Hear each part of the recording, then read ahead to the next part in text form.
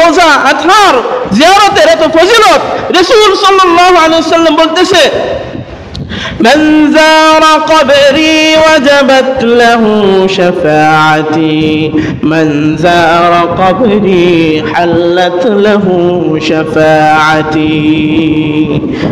রাসূলুল্লাহ সাল্লাল্লাহু আলাইহি ওয়াসাল্লাম বলেন, যে ব্যক্তি আমার রওজা আতহার জিয়ারত করলো ওই ব্যক্তির জন্য আমার শাফাআত ওয়াজিব হয়ে গেল। সুবহানাল্লাহ। মানে আমি রাসূল তার জন্য শাফাআত করব। সুবহানাল্লাহ।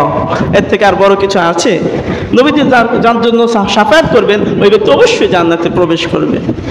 তারপরে রাসূল আমার ইন্তেকালের পরে আমার জিয়ারত করলো, মান যারা কবরি বাদা মাউতি কানা কামান যারানি ফি হায়াতি, যে ব্যক্তি আমার ইন্তেকালের পরে আমার জিয়ারত করবে ওই ব্যক্তি যেন আমার জীবিত অবস্থায় জিয়ারত করলো। সুবহানাল্লাহ।